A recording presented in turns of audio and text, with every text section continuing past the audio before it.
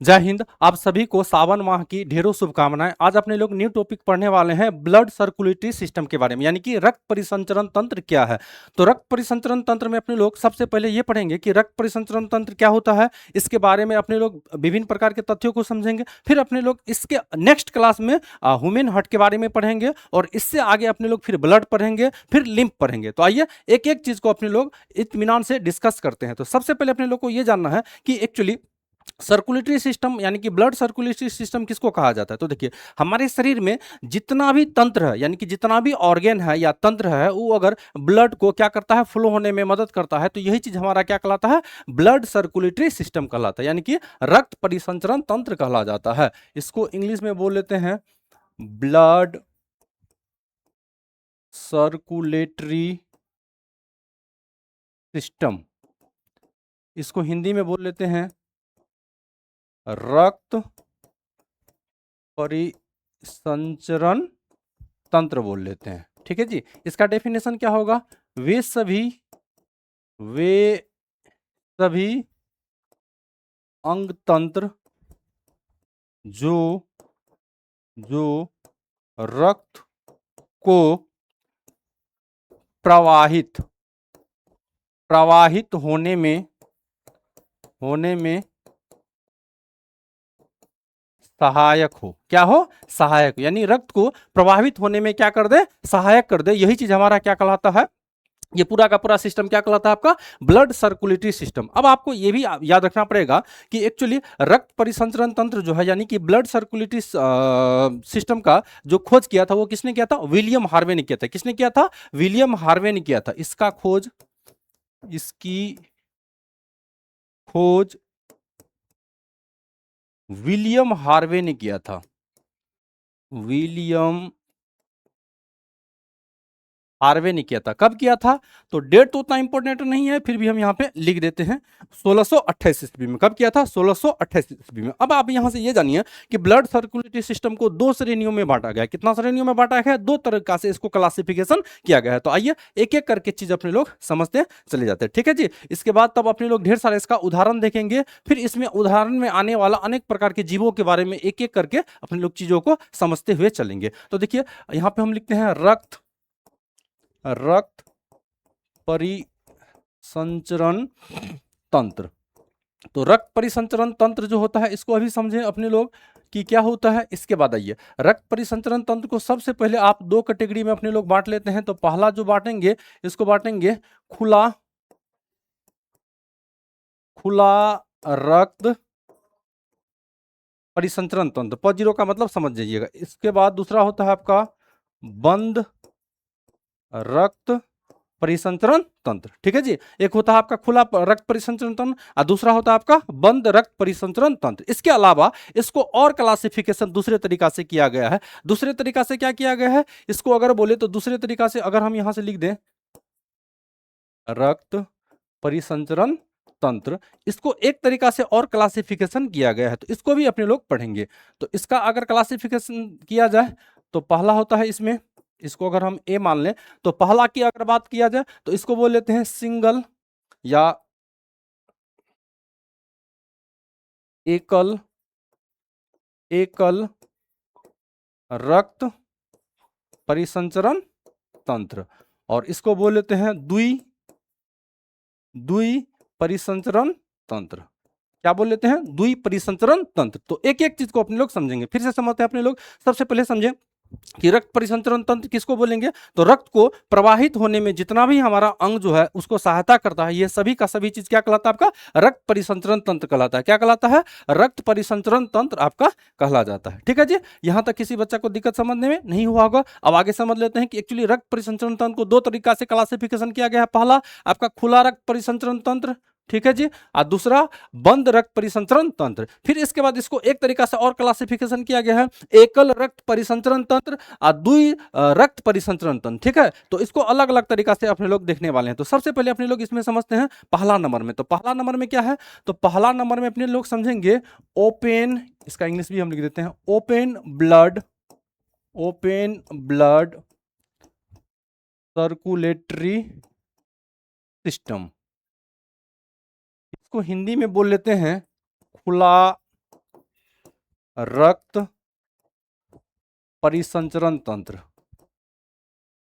परिसंचरण तंत्र बोल लेते हैं। ठीक है जी। अब ये क्या वाला है, तो देखिए खुला रक्त परिसंचरण तंत्र उसको बोलेंगे जिसमें जो है किसी भी प्रकार का वाहिका ना हो, यानी कि नलिका ना हो, रक्त को प्रवाहित होने के लिए क्या हो, नलिका ना हो। जैसे कि अपने लोग के शरीर में रक्त अगर प्रभावित होता है तो नलिका के द्वारा से होता है, जिसको नस भी बोल लेते हैं। क्या बोल लेते हैं, नस बोल लेते हैं या वाहिका भी बोल लेते हैं। लेकिन कुछ जीव ऐसा होता है जिसमें जो है खुला रक्त परिसंचरण तंत्र होता है, यानी कि इसमें किसी भी प्रकार का नस नहीं होता। पहले इसका उदाहरण समझ लेते हैं, फिर इसका डेफिनेशन अपने लोग समझेंगे। जैसे कि यहां देख पा रहे हैं, इसको बोल लेते हैं स्नेल। क्या बोल लेते हैं, स्नेल। स्नेल को हिंदी में बोल लेते हैं घोंघा। क्या बोल लीजिएगा, घोंघा बोल लीजिएगा। ये आप देखेंगे तो ये घोंघा जो है आपको हरा भरा पेड़ पौधा में आपको चिपका हुआ मिलेगा। बरसात का समय में देखेंगे कि अगर आपका दीवार है या टट्टी है बना हुआ, तो उस पे जो है, टट्टी कहने का मतलब हो गया कि बांस का जो टाट बना हुआ, तो इसको हम हमारे यहाँ टट्टी बोल दिया जाता है। ठीक है, वैसे टट्टी का मीनिंग आप अलग भी होता है, उसका मीनिंग प्लीज ना उसको समझे।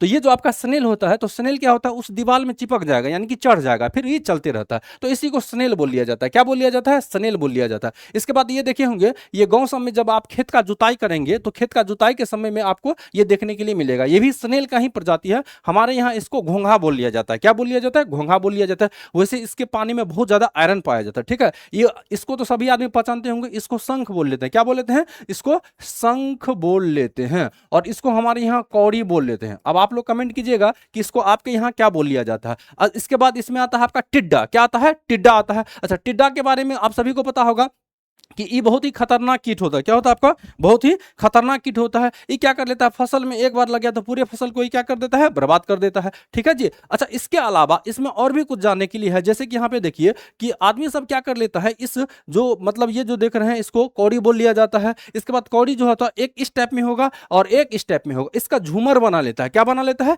झूमर बना लेता है। वैसे अगर गांव में बहुत सारे मतलब ऐसा भी लोग सब पाया जाता है, देखेंगे बच्चा सब क्या कर लेता है, ये डोका को खा लेता है, डोका का मांस निकाल करके खा लेगा। इसका जो है पैर में या हाथ में गला में घुंघरू टाइप का बना करके खेलते रहता है। तो ये सब गांव का मतलब डिपार्टमेंट है, तो गांव में वहां पे किया जाता है। अच्छा, इस पे एक इंपॉर्टेंट बात आपको ये याद रखना पड़ेगा, ये जितना भी जीव देख रहे हैं ये अकेशरुकीय जीव होता है। कैसा जीव होता है, अकेशरुकीय जीव होता है। यानी कि इसमें पीठ में जो होता है इसका रीढ़ का हड्डी नहीं पाया जाता। क्या नहीं पाया जाता, रीढ़ का हड्डी नहीं पाया जाता, पहला बात। दूसरा बात आपको यहां से ये समझना है, ये जितना भी जीव है इसके इसमें बाह्य कंकाल होता है। क्या होता है, बाह्य कंकाल। वो अपने लोग बोन में पढ़ेंगे कंकाल के बारे में। फिलहाल ये समझ लीजिए कि बाह्य कंकाल का मतलब ये होता है कि इसके अंदर में मांस होगा, यानी कि जो भी आप देख पा रहे हैं इसके अंदर में क्या होगा, मांस होगा। यहां भी स्नेल को देख रहे हैं, इसके अंदर में क्या है आपका, मांस है। बाहर में क्या है, इसका हड्डी है। बाहर में क्या है, हड्डी है। टिड्डा में भी जब आप देखेंगे कि टिड्डा के अंदर में जो है मांस होता है और बाहर में क्या होता है आपका, हड्डी होता है। तो जितना भी जीव आप यहाँ पे देख रहे हैं सबके बाह्य, सबका क्या होता है, बाह्य कंकाल होता है, यानी बाहरी रूप से इसका कंकाल लगा होता है, लेकिन अंदर में क्या होता है, इसका मांस होता है। समझ गए बात।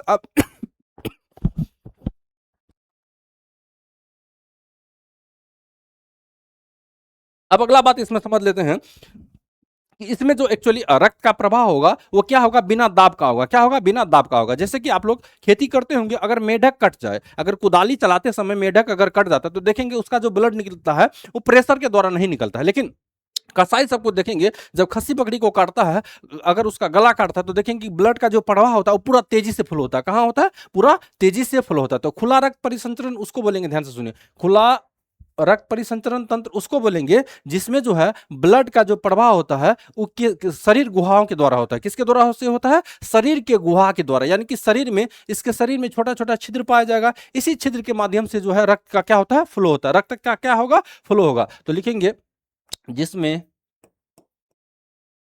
जिसमें शरीर गुहाओं, गुहाओं का मतलब हो गया छिद्र, गुहाओं, शरीर गुहाओं द्वारा रक्त का, रक्त का प्रवाह हो। यही चीज हमारा क्या कहलाता है, प्रवाह हो। यही चीज हमारा क्या कहलाता है, ओपन ब्लड सर्कुलेटरी सिस्टम। क्या कहलाता है, ओपन ब्लड सर्कुलेटरी सिस्टम। तो इसका एग्जांपल में तो ये सारा चीज अपने लोग देख लिए। अब इसमें कुछ कुछ छोटा छोटा बात है, इस छोटा छोटा बात को भी आप जो है नोट कर लेंगे, ये भी आपके एग्जाम के दृष्टिकोण से ज्यादा इंपॉर्टेंट होता है। तो पहला बात इसमें ये समझ लेते हैं, यह या ये समझिए, इसमें इसमें बिना दाब का बिना दाब का रक्त परिसंचरण होता है पहला पॉइंट। दूसरा पॉइंट, यह अकेश रुकीय जीव होता है। अगला बात, इसके इसके पीठ में रीढ़ की हड्डी नहीं होती है। तो यहां तक अपने लोग चीज समझ गए किसके बारे में, तो ओपन ब्लड सर्कुलेटरी सिस्टम के बारे में। तो ओपन ब्लड सर्कुलेटरी सिस्टम अपने लोग यहां तक पूरा डिटेल से देख लिए कि ओपन ब्लड सर्कुलेटरी सिस्टम क्या होता है। किसी बच्चा को यहां तक समझने में दिक्कत नहीं हुआ होगा, ठीक है जी। अब आगे बढ़े। अब यहां तक अपने लोग चीज समझ लिए, तो इसमें एक और उदाहरण आता है, ध्यान से सुनिएगा। इसमें एक और उदाहरण आता है जिसको जो है अपने लोग आगे समझ लेते हैं कि इसका एक उदाहरण होता है आपका तिलचट्टा। क्या होता है, तिलचट्टा। इसको हम अलग से बता देते हैं क्योंकि इसके बारे में एग्जाम में आपको मतलब कुछ कुछ बातें और पूछ लेगा। तो सबसे पहले आप ये समझिए कि तिलचट्टा जो होता है एक्चुअली ये किस फाइलम में आता है, यानी कि किस संघ में आता है। तो यहां देखिए, ये आता है आपका ऑर्थोपोडा में। ये आपका एग्जाम में सीधे सीधे पूछ लेगा कि तिलचट्टा जो है किस संघ में आता है। तो आपको याद रखना पड़ेगा कि ये जो है ऑर्थोपोडा में आता है। अच्छा, आपको पूछे कि ये किस किंगडम में आता है, तो ये आपका एनिमेलिया में आता है। किस में आता है, एनिमेलिया में आता है। बाकी इसका और भी फैमिली के बारे में दिया हुआ था, आप इसको एक बार चाहे तो रीड कर ले, ठीक है। अब आगे समझ लेते हैं। देखिए, तिलचट्टा में एक्चुअली 3 जोड़ा पैर पाया जाता है, यानी कि 6 गो पैर पाया जाता है। इसके बाद इसका जो हेड होता है यानी कि सर होता है, ये ट्रेंगलाकार का होता है। कैसा होता है, ट्रेंगल जैसा होता है। ट्रेंगल शेप में इसका हेड होता है यानी कि माथा होता है। इसमें मेन जो बात होता है, इसका जो 2 गो एंटीना लगा होता है। इस तरह से माथा में आप जब देखेंगे तिलचट्टा को, तो इसमें 2 गो एंटीना लगा हुआ होता है। इस एंटीना का बहुत ही इसके जीवन में क्या होता है, योगदान होता है। बाह्य वातावरण, टेम्परेचर, स्मेल, इस सब को क्या कर लेता है, ये इसी एंटीना से 5G से, ध्यान से सुनिए, जितना आपके फोन में 5G स्पीड चलता है उससे भी कई गुना ज्यादा स्पीड से ये क्या कर लेता है, वातावरण को भाप लेता है और भाप के पता कर लेता है कि भोजन किधर है, नहीं है। गर्मी को भी महसूस कर सकता है और खतरे को भी महसूस कर सकता है। कहां का वातावरण कितना अच्छा है इसको भी इस एंटीना के द्वारा से क्या कर लेता है, महसूस कर लेता है। आगे अगर कोई जीव आ रहा है तो उसको भी पहले भाप लेता है, जैसे कि मच्छर में होता है। इसी तरह से ये भी अपना एंटीना से बहुत सारा चीजों को क्या कर लेता है, भाप लेता है। अच्छा, इसका प्रोसेस क्या होता है, जीवन चक्र क्या होता है, तो सबसे पहले ध्यान से सुनिए, सबसे पहले अंडा देता है। क्या देता है, अंडा देगा। अंडा से फिर इसका बनेगा निम्फ। क्या बन जाएगा, निम्फ बनेगा। अच्छा, ये निम्फ जो होता है एक्चुअली आपको दिखेगा एडल्ट कॉकरोच की तरह, यानी कि एडल्ट तिलचट्टा की तरह ही दिखेगा। लेकिन यही निम्फ कुछ दिन के बाद एडल्ट में बदल जाता है। किस में बदल जाता है, एडल्ट में बदल जाता है। लेकिन देखिए कि अगर बात किया जाए कि ये जो है अंडा कितना देता है, तो अंडकोश में इसका अंडा तकरीबन तकरीबन 14 से 16 पाया जाता है। 14 से 16 पाया जाता है या इससे भी अधिक रह सकता है। अंडे 1 से 2 महीना में निम्फ से निकलता है तथा कई बार कांतरण के बाद यह वैक्स बनता है। क्या बनता है, वैक्स बनता है। इसके बाद कुछ कुछ इसके बारे में जान लेते हैं कि एक्चुअली तिलचट्टा कहां रहता है। तो देखेंगे, जब भी तिलचट्टा निकलता है तो बड़ा तेजी से दौड़ेगा। किस में दौड़ेगा, बड़ा तेजी के साथ ही दौड़ता है। लेकिन एक्चुअली इसका एक भी बात और जान लीजिए आप कि ये रात्रिचर होता है। क्या होता है, रात्रिचर। रात्रिचर कहने का मतलब ये अपना भोजन जो है वो रात के समय में ही करेगा, दिन के समय में ये अपना भोजन नहीं करता। इसलिए कभी कभी देखेंगे तिलचट्टा जब भी आपके घर में दिखे तो बड़ा तेजी से भागता है। क्या करता है, बड़ा तेजी से भागता है। इसके अलावा ये क्या कर लेता है, कुछ कुछ बीमारी भी फैलाता है। वैसे तो देखिए कि अगर बात कर लिया जाए किसके बारे में, परिस्थितिकी तंत्र के बारे में, तो अपघटक का काम करता है। किसका काम करेगा, अपघटक का, पहला बात।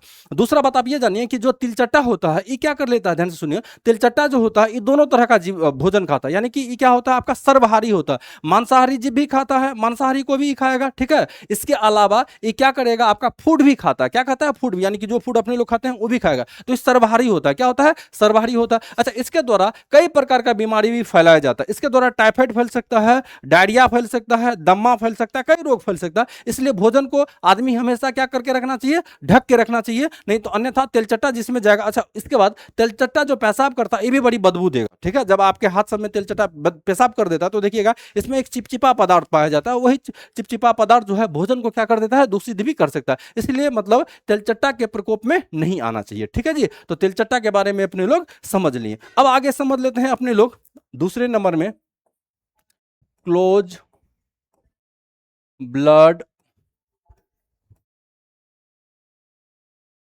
Circulatory system. इसको हिंदी में बोल लेते हैं बंद रक्त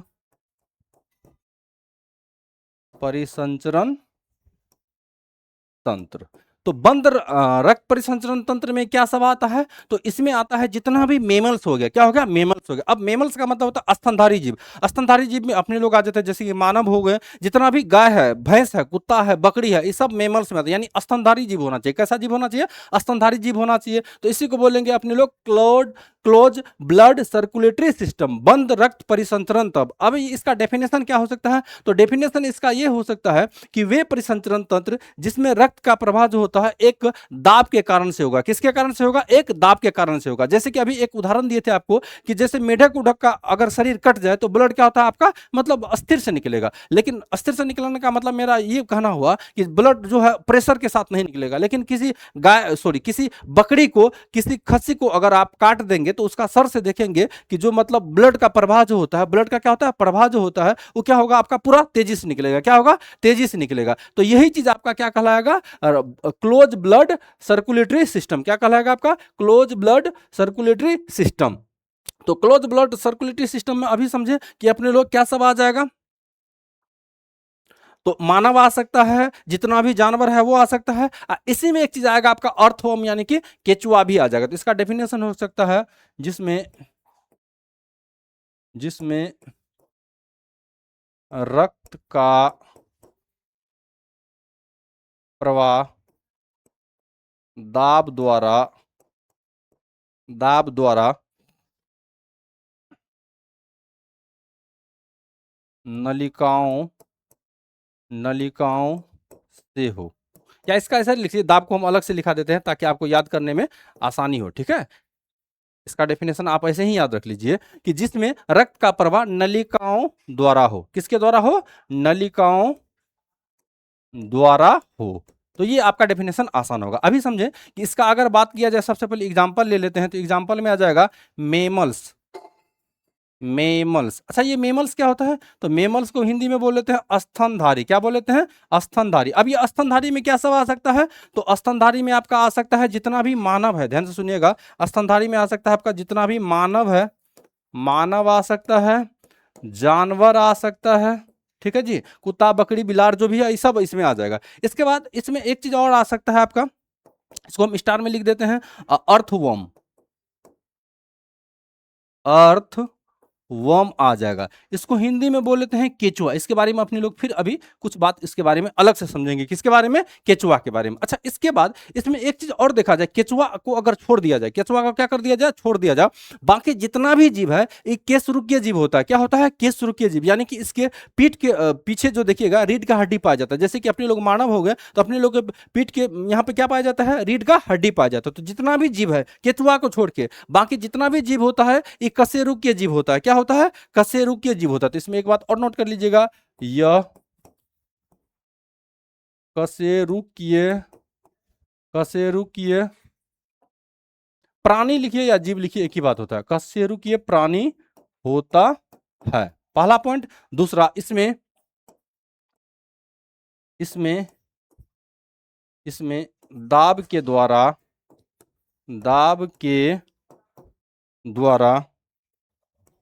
द्वारा रक्त का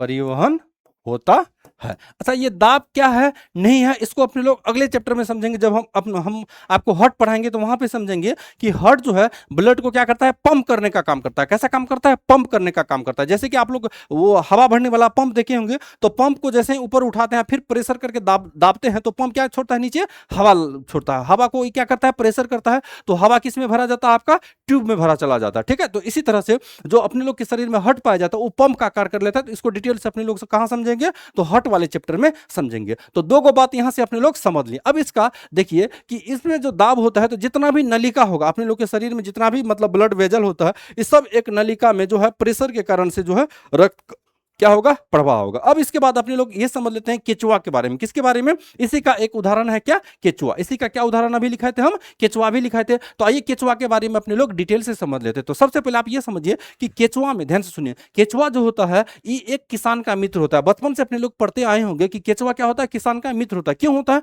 क्योंकि मिट्टी को क्या कर लेता है, उपजाऊ बना देता है। मिट्टी को क्या बना देता है, उपजाऊ बना देता है। वैसे आप अगर गांव में रहते हैं तो गांव में जो आप दरवाजा बोलते हैं या द्वार बोलते हैं, पता नहीं क्या बोलते हैं, हमारे यहाँ तो द्वार बोला जाता है, ठीक है, या दरवाजा बोला जाता है। वहां मिट्टी में देखेंगे तो केचुआ जो होता है, जैसे ही बरसात का समय अभी चल रहा है और जैसे ही धूप उगेगा तो मिट्टी से क्या कर लेता है, भुरभुरी छोड़ता है। देखिएगा छोटा छोटा मूंगी दाल के समान की संरचना में क्या छोड़ेगा, मिट्टी को खा करके फेंकेगा। तो मिट्टी में जितना भी छोटा छोटा माइक्रो जीव होता है, यानी कि बहुत छोटा छोटा जीव होगा, इसको ये क्या कर लेगा, पचा लेगा और मिट्टी को क्या करेगा, नाइट्रोजन के साथ में ये बाहर फेंक देगा। तो इसलिए ये जो है एक हिसाब से समझिए तो बहुत ही फायदा वाला चीज है। कौन, केचुआ, पहला बात। दूसरा बात, इसमें एक बात समझिए कि केचुआ अगर आधा, अगर केचुआ को यहां से काट दिया जाए तो भी ये केचुआ जीवित रहेगा, यानी कि केचुआ कभी मरता नहीं है, ऐसा भी समझ लीजिए। अगर बीच से काट दिया जाए, बीच से काटेगा तो ये नहीं मरेगा, ठीक। अगला बात ये समझ लेते हैं कि केचुआ में मुख्यतः 3 हिस्सा होता है। वैसे तो इसको ध्यान से समझिए, इसको अगर देखा जाए तो 100 से 200 खंड पाया जाता है। 200 खंड कहने का मतलब आप यहां देखेंगे, यहां अगर आप देख पा रहे हैं तो रिंग जैसा ऐसा कुछ छल्ला बना हुआ है। केचुआ के शरीर में इस तरह का छल्ला बना हुआ होता है, ये बहुत सारा छल्ला इसमें बना हुआ था। ये छल्ला जो होता है इसको रेंगने में मदद करता है। क्या करने में मदद करेगा, रेंगने में। ये बीच वाला जो हिस्सा होता है, इस पूरे हिस्सा को बोला जाता है किलीटेलम। क्या बोला जाता है, किलीटेलम। लेकिन इसके बीच में पाया जाता है सीटी। इसके बीच में क्या पाया जाएगा, सीटी पाया जाएगा। क्या पाया जाएगा, सीटी। जब आप केचुआ को थोड़ा सा एगो डंडा लेके मारिएगा, नहीं, थोड़ा सा इसको आप टच कीजिएगा तो देखिएगा वो केचुआ छरपटाने लगेगा। लेकिन जब ये जाता है तो केचुआ क्या कर लेता है, इस सीटी को बीच से उठा करके आप बल लगाएगा। क्या लगाएगा, बल लगाएगा, तब जाकर के आगे केचुआ क्या होगा, बढ़ेगा। लेकिन एक बात आपको ये जान करके और मतलब पता होना चाहिए कि जो केचुआ होता है ये हमारे पारिस्थितिकी तंत्र के लिए बहुत ही इंपॉर्टेंट होता है, पहला बात। और इसके बारे में ये भी जान लीजिए कि जो केचुआ होता है ये जो होता है उभयलिंगी होता है। क्या होता है, उभयलिंगी होता है। क्या होता है, उभयलिंगी होता है। अच्छा, केचुआ का एक पार्ट जो होता है एनस होता है, अब दूसरा पार्ट क्या होता है, आप इसका मुख्य होता है, यानी कि एक खाने वाला हिस्सा होता है और दूसरा होता है इसका मल त्यागने करने वाला, ठीक है, मल को त्याग करेगा। अगला बात ये जानते हैं कि जो केचुआ होता है ये प्रजनन कैसे करेगा। क्या करेगा, प्रजनन कैसे करेगा। तो प्रजनन करने के लिए जो केचुआ होता है ये उभयलिंगी होता है, यानी कि उभयलिंगी कहने का मतलब इसमें मेल वाला पार्ट भी होता है, दूसरा फीमेल वाला पार्ट भी होता है। तो इसमें जो है क्या पाया जाता है, किलीटेलम पाया जाता है। अभी देखिए कि क्या पाया जाता है, किलीटेलम पाया जाता है। इस किलीटेलम में श्लेष्मा का एक वल्य छोटा छोटा रिंग बनता है। ये जो क्या बनता है आपका, छोटा छोटा रिंग बनता है। इसी में आपका क्या बनता है, आपका अंडाणु और शुक्राणु का क्या होता है, मिलान होता है। और अंडाणु और शुक्राणु का जब मिलान होगा तो निषेचन की क्रिया हो गया। अब यहीं से ही क्या करेगा, आपका बच्चा देना प्रारंभ कर देगा, ठीक है जी। तो यहां तक अपने लोग समझ लिए। बाकी चीजें आप यहां पे कुछ कुछ इसका नोट पॉइंट हम यहां पे दे दिए हैं, इसको आप इत्मीनान से पढ़ सकते हैं। छोटा छोटा बात इसके बारे में जानने के लिए आपको मिल जाएगा, ठीक है जी। तो यहां तक अपने लोग समझ लिए कि एक्चुअली खुला रक्त परिसंचरण क्या होता है और बंद रक्त परिसंचरण क्या होता है। अब आगे समझ लेते हैं अपने लोग कि इसको तो 2 श्रेणी में और बांटा गया है। एक बांटा गया है आपका क्या सिंगल ब्लड सर्कुलेटरी सिस्टम और डबल ब्लड सर्कुलेटरी सिस्टम। तो आइए ए नंबर में बांटे थे इसको, तो ए हम यहां से लिख देते हैं। अब इसको समझ लेते हैं अपने लोग, इसका क्या नाम हम दिए थे, सिंगल ब्लड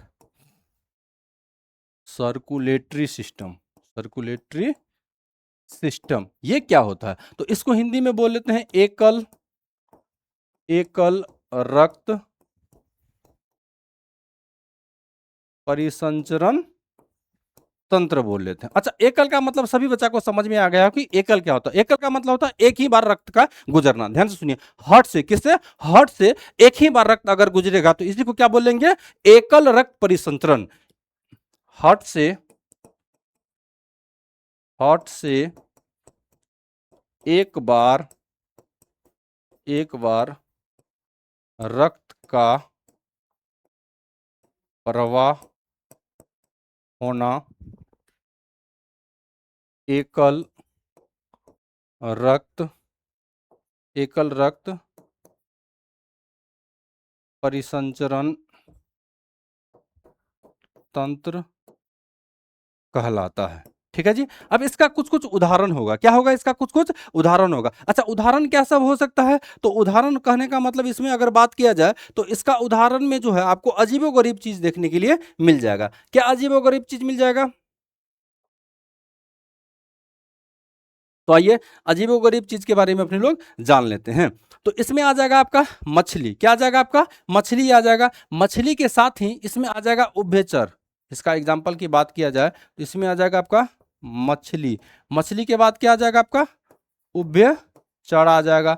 उभयचर को इंग्लिश में बोल लेते हैं, ध्यान से सुनिए, उभयचर क्या होता है। तो उभयचर वो जीव होता है जो आपका दोनों जगह हो, पानी में भी हो और स्थल में भी हो, उभयचर। इसके बाद होता है आपका शरीर सिर्फ, शरीर सिर्फ, शरीर सिर्फ उसको बोलेंगे जो रैंक के चलेगा, क्या करके चलेगा, रैंक के चलेगा। तो मछली हो गया आपका, मछली के बाद क्या लिखे हैं आपका उभयचर, उभयचर के बाद क्या लिखे हैं शरीर सिर्फ लिखे हैं, ठीक है। तो तीनों ही चीज अपने लोग इत्मीनान से इसका उदाहरण भी समझ लिए और सिंगल ब्लड सर्कुलेटरी सिस्टम क्या होता है ये भी अपने लोग समझ लिए कि एक बार हार्ट से अगर ब्लड गुजरेगा तो यही चीज हमारा क्या कहलाएगा, सिंगल ब्लड सर्कुलेटरी सिस्टम। अब चलते हैं डबल ब्लड सर्कुलेटरी सिस्टम, ठीक है जी। और अपने लोग को ज्यादातर डबल ब्लड सर्कुलेटरी सिस्टम ही पढ़ना है क्योंकि हमारे एग्जाम में ज्यादातर क्वेश्चन वहीं से आता है। वैसे आपकी ऑब्जेक्टिव में अगर आप पूछ ले तो ये भी क्वेश्चन आ सकता है, सॉरी सारा ही तो मतलब उसी टाइप का क्वेश्चन रहेगा, लेकिन कभी कभी इससे भी क्वेश्चन आ सकता है। तो आपको इसको भी इग्नोर नहीं करना है, इसको भी क्या करना है आपको पढ़ लेना है। अब आते हैं इसका बी नंबर में होता है डबल ब्लड सर्कुलेटरी सिस्टम, ठीक है जी।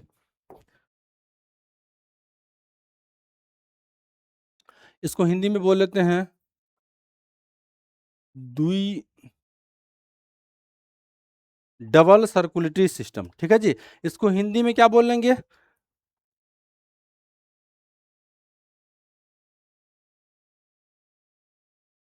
द्वि परिसंचरण तंत्र, ठीक है जी। क्या बोलेंगे, द्वि परिसंचरण तंत्र। अब ये द्वि परिसंचरण तंत्र क्या होता है, तो हार्ट से अगर दो बार रक्त क्या हो गुजरे, रक्त क्या हो गुजरे, यानी हार्ट से इसका डेफिनेशन हो सकता है हार्ट से दो बार रक्त प्रवाह हो तो उसे द्वि रक्त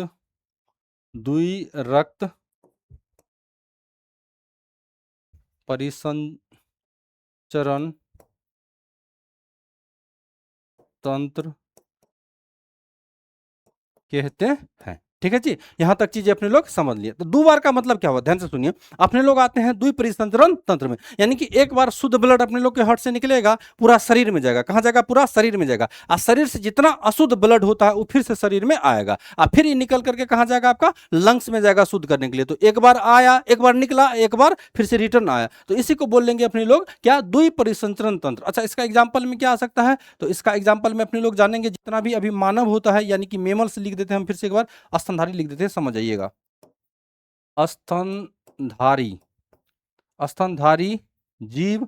इसके बाद इसमें पक्षी भी आ जाता है, क्या आ जाता है बाबू, पक्षी भी आ जाता है। स्तनधारी जीव तो होबे करेगा और साथ में इसमें क्या आ जाएगा, आपका पक्षी भी आ जाएगा। तो डबल रक्त परिसंचरण तंत्र क्या होता है ये अपने लोग चीजें समझ लिए। अच्छा, एक इसमें और आपको अलग से पढ़ना पड़ेगा, मिक्स सर्कुलेटरी सिस्टम, यानी कि मिश्रित रक्त परिसंचरण तंत्र के बारे में भी थोड़ा सा समझ लेते हैं, वो एक ही पॉइंट में आपका हो जाएगा। मिक्स्ड, इसको अलग से आप हम यहां से स्टार पे लिख देते हैं, mixed circulatory system, circulatory system. इसको हिंदी में बोल लेते हैं मिश्रित रक्त परिसंचरण तंत्र बोल लेंगे, ठीक है।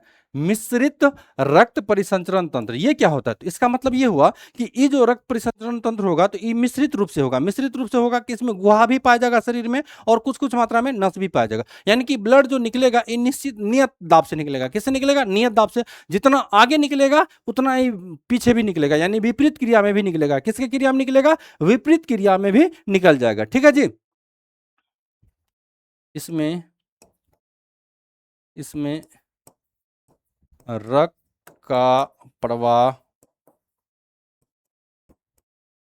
नियत दाब में आगे तथा विपरीत आगे तथा विपरीत प्रवाहित प्रवाहित होता है। क्या होता है? प्रवाहित होता है। अच्छा, इसका एग्जाम्पल की अगर बात किया जाए तो इसका एग्जाम्पल का अगर बात किया जाए तो आपको याद रखना पड़ेगा, मेढक आ सकता है इसमें और मछली आ सकता है।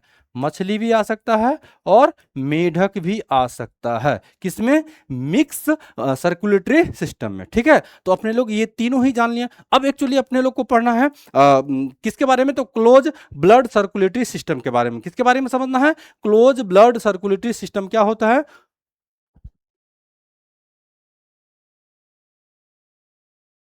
तो देखिए, क्लोज ब्लड सर्कुलेटरी सिस्टम के बारे में अगर अपने लोग पढ़ें तो ये तीन तरीका से होता है। जैसे कि हम यहां लिख देते हैं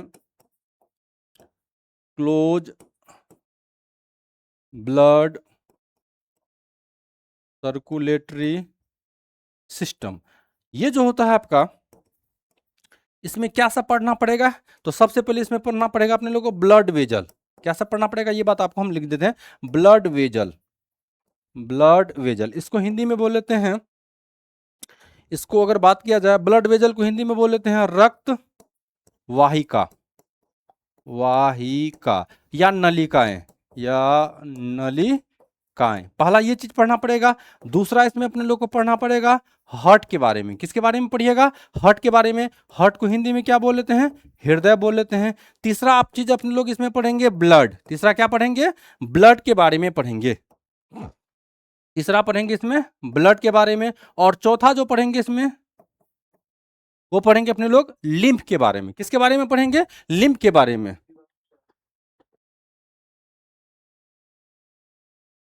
ठीक है जी, तो अपने लोग क्या पढ़ रहे हैं अब?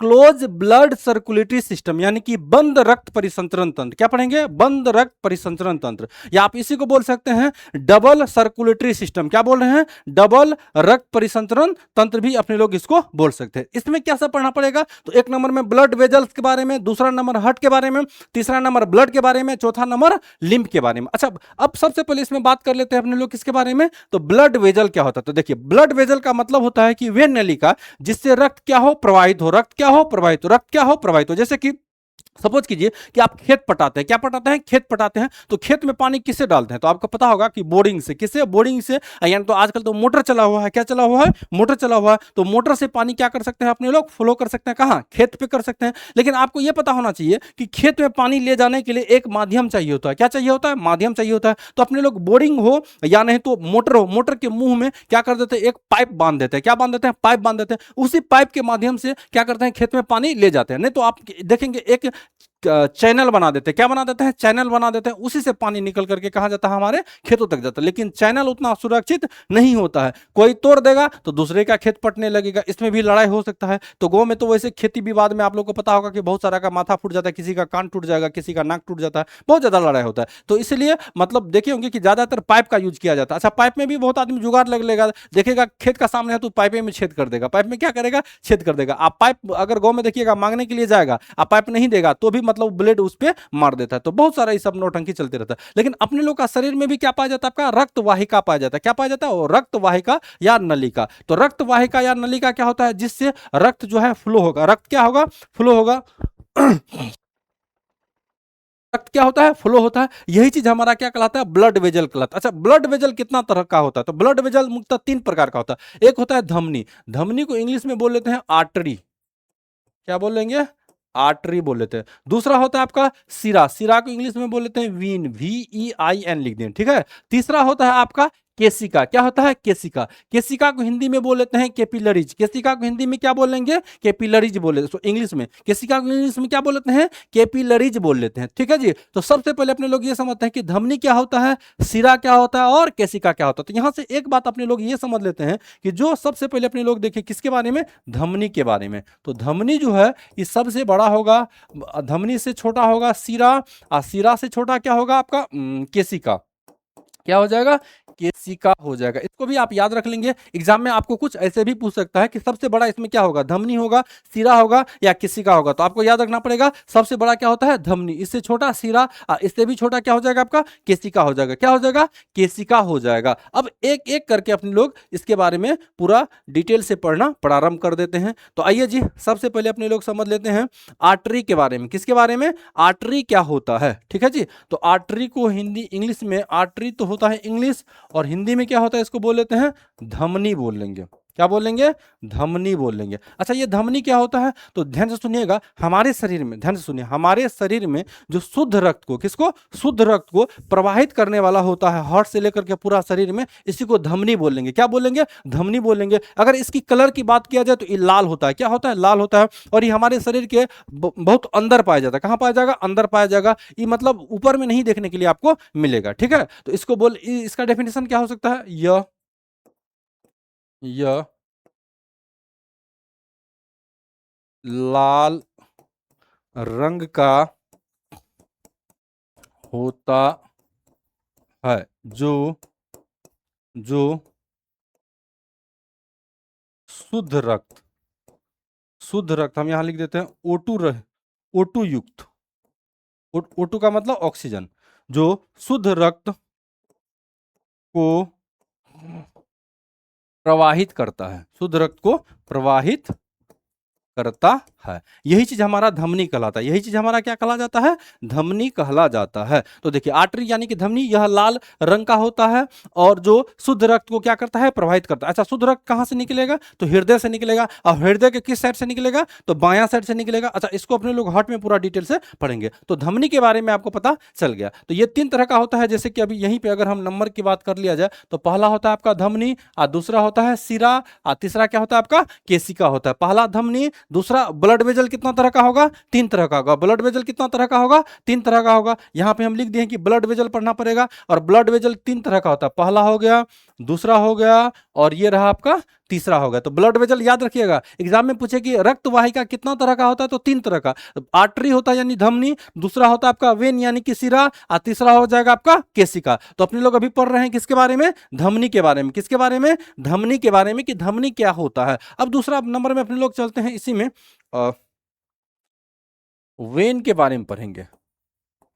वेन को हिंदी में बोल लेते हैं सिरा। क्या बोल लेते हैं, सिरा। अच्छा, इसकी कलर की बात किया जाए तो ये आपको कुछ दिखेगा नीला रंग का। कैसा दिखेगा, नीला रंग का। क्यों दिखेगा नीला रंग का, क्योंकि ये जो है, ध्यान से समझिए, ये देखिए इसमें लाल, आपको जितना भी चीज दिख रहा है ये आपका धमनी हो गया। और जितना भी यहाँ देखिए ये नीला दिख रहा होगा इस साइड का, ये नीला जो अगर दिख रहा है तो ये आपको CO2 युक्त है। कैसा है, CO2 युक्त, यानी कि इसमें जो है आपका अशुद्ध रक्त बहता है। कैसा रक्त बहता है, अशुद्ध रक्त बहता है। यह नीले रंग का होता है, नीले रंग का होता है, जो जो अशुद्ध रक्त, अशुद्ध रक्त बोले तो CO2 युक्त, जो अशुद्ध रक्त को प्रवाहित करता है। अशुद्ध रक्त को क्या करेगा, प्रवाहित करेगा। यही चीज आपका सिरा कहलाता है। सॉरी, सिर लिख दिए क्या, सिरा कहलाता है। क्या कहलाता है, सिरा कहलाता है। अब तीसरा नंबर में आएगा आपका कैपिलरीज। तीसरा नंबर में क्या आ जाएगा आपका, कैपिलरीज।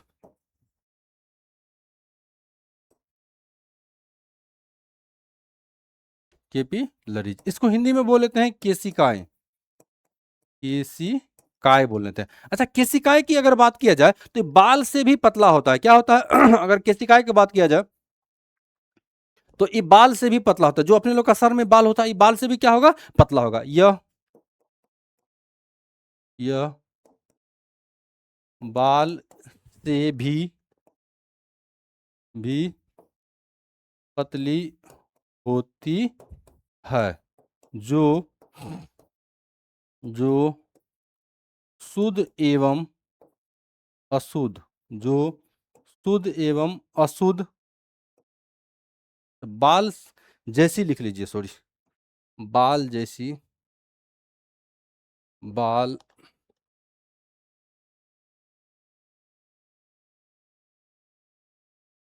बाल जैसी पतली होती है, जो शुद्ध एवं अशुद्ध रक्त को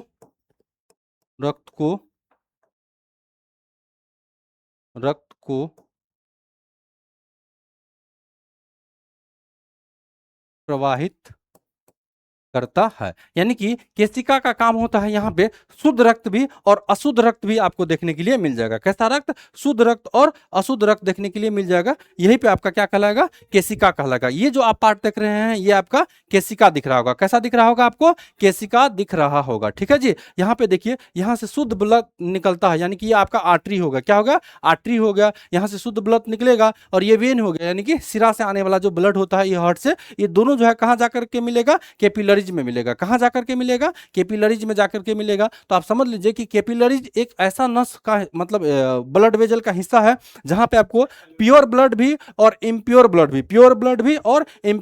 भी आपको देखने के लिए मिल जाएगा। ओके जी, यहां तक चीजें अपने लोग समझ लिए। अब आपने लोग कुछ आर्टरी और वेन के बारे में कुछ अलग से कुछ मेन पॉइंट जान लेते हैं। तो देखिए, आर्टरी का काम होता है कि प्योर ब्लड को फ्लो करेगा। किसको? प्योर ब्लड को। हार्ट से जो प्योर ब्लड निकलेगा क्या कहते हैं, शरीर से आकर के उसमें ऑक्सीजन जो युक्त होगा, ऑक्सीजन मिलाने का काम कौन करता है? लंग्स करता है। ये अपने लोग हार्ट में जानेंगे। तो ये हार्ट से निकल करके पूरे शरीर में प्रभावित होगा। ठीक है। और सिरा का क्या काम होता है? तो हमारे शरीर में जितना भी अशुद्ध ब्लड होगा, हमारे शरीर में क्या होगा? जितना भी अशुद्ध ब्लड होगा उस सिरा क्या कर लेता है? खींच करके पूरा पुनः इसको शरीर में लाता है। पुनः कहां लाएगा? शरीर में लाएगा। दूसरा बात इसका समझ लेते हैं अपने लोग कि जो आपका आर्टरी होता है यानी कि धमनी होता है, ये ऑक्सीजन युक्त हमेशा ब्लड को क्या करेगा? बाहर निकालेगा शरीर की तरफ। और जो वेन होता है इस CO2 युक्त ब्लड को जो हमारे शरीर से खींच करके हार्ट तक लाने का काम कर लेता है।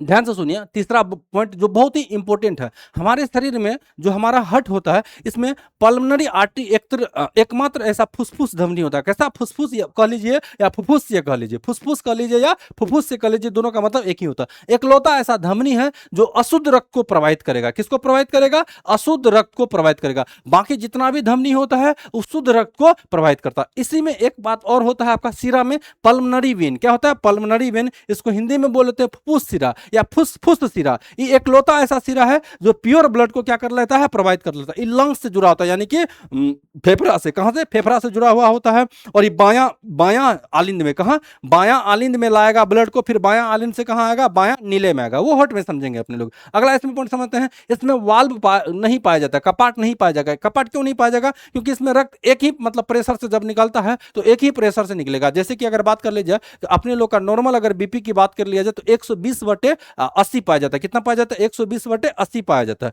लेकिन इसकी बात किया जाए तो इसमें वाल्व पाया जाता है। वाल्व क्या होता है? जैसे कि सपोज कर लीजिए ये आपका वेन हो गया, यानी कि सिरा हो गया। ठीक है जी। अब इस सिरा में कुछ इस टाइप का आपका वाल्व लगा हुआ होगा।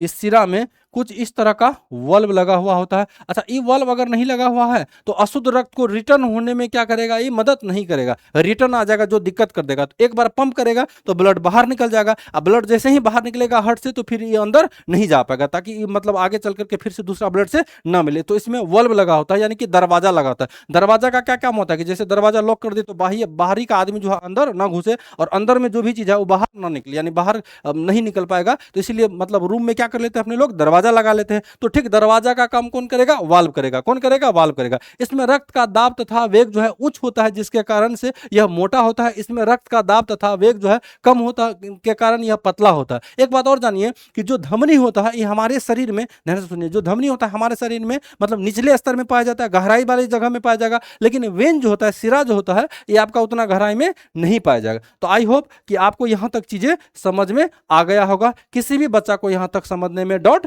नहीं हुआ होगा। ठीक है जी। तो अपने लोग एक एक चीज जो है पूरा डिटेल से देख लिए कि रक्त क्या होता है, रक्त परिसंचरण तंत्र क्या होता है, यह कितना तरह का होता है, इसका खोज किसने किया था, ये सारा ही चीज जो है अपने लोग पढ़ लिए। ठीक है जी। अब अपने लोग जस्ट मिलते हैं नेक्स्ट क्लास में। तब तक के लिए आप सभी को thank you, have a nice day. ठीक है, मिलते हैं नेक्स्ट वीडियो में।